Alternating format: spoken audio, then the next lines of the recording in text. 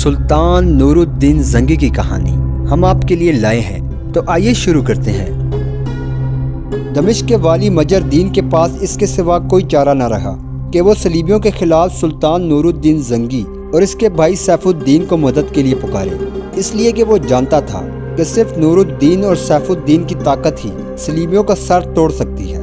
इसने तेज़ रफ्तार कासिद नूरुद्दीन और सैफुद्दीन की तरफ भेजे और जो हालात पेश आ रहे थे इनकी तफसील भेजी। सलीबियों के दमिश्क पर हमला आवर होने की इतला जब हलब पहुंची तो मुसलमानों के अंदर एक शोर और जज्बा सा उठ खड़ा हुआ।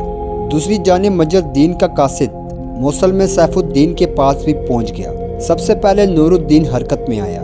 हरावल के तौर पर इसने फिलफोर एक लश्कर तैयार किया और वो लश्कर असरुद्दीन शेरकोह की सरकर्दगी में और मुजद्दुद्दीन को इसका नायब बनाते हुए दमिश्क की तरफ रवाना किया और इसके चंद दिन के बाद खुद भी एक बहुत बड़ा लश्कर लेकर हलब से निकल खड़ा हुआ।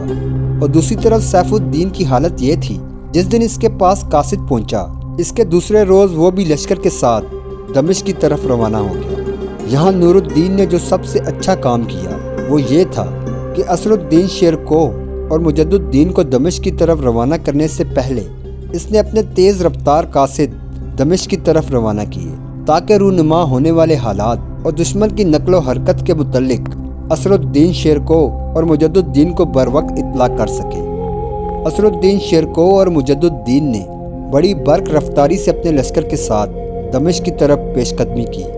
अभी वो दमिश्क से दूर ही थे और मशरिक से सूरज तलू हो रहा था कि सामने की तरफ से वो नकाब आया, जिन्हें इनकी रवानगी से पहले सुल्तान नूरुद्दीन ने हालात का जायज़ा लेने के लिए रवाना किया था। करीब आकर वो नकाब रुक गया। शेरकोह और मुजद्दुद्दीन भी रुक कर अपने लश्कर को रुक जाने का इशारा दिया। फिर शेरकोह ने आने वाले को मुखातिब किया, मेरे अजीज़, कहो दमिश्क के एतराफ़ में सलीबियों की सूरत हाल क्या है? अमीर, कासिद ने जवाब दिया, फ्रांस के बादशाह और जर्मनी के बादशाह और यरूशलेम के बादशाह ने दमिश्क का मुहासरा कर रखा है और दमिश्क का वज़ीर मोइनुद्दीन दमिश्क के अंदर जो मुहाफ़िज़ लश्कर है इसके साथ कमाल जुर्रतमंदानी का मुजाहरा करते हुए सलीबियों को रोके हुए है। लेकिन दमिश्क के अंदर जो लश्कर है ज़्यादा दिन तक सलीबियों के इस जलगार को रोक नहीं सकेगा। और फिर जिस कदर सलीबियों का लश्कर इस वक्त दमिश्क का मुहासरा किए हुए है, इतना ही एक बड़ा लश्कर दमिश्क के नवा में है। वो इस वक्त दमिश्क से काफ़ी दूर फासले पर है और उन्होंने दमिश्क के इतराफ़ में मुसलमान इलाकों पर लूट मार मचा रखी है। यहाँ तक कहते कहते कासिद को रुक जाना पड़ा, इसलिए कि इसकी बात काटते हुए असरुद्दीन शेरकोह बोल उठा था, क्या तुम सलीबियों के इस लश्कर तक हमारी रहनुमाई कर सकते हो जो इस वक्त दमिश्क के नवा में मुसलमान इलाकों में लूट मार मचा रहा है? देखो ये बड़ा अहम मामला है। वो कासिद इस पर छाती ताने बोल उठा, आप फिक्रमंद ना हो, हम इन महल्ला वक्कू से पूरी तरह बाखबर होकर आपकी तरफ आए हैं। जिस जगह आप इस वक्त हैं इससे आगे बाई जानिब वो लश्कर अपने काम में मसरूफ़ है।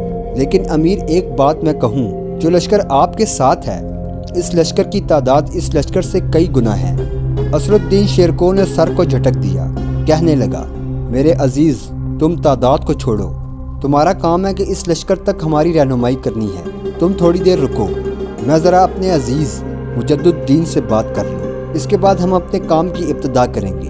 फिर असदुद्दीन शेरकोह मुजद्दुद्दीन के करीब हुआ और इसे मुखातिब करने लगा, मेरे अजीज़ भाई, बताओ अब तेरा क्या ख्याल है?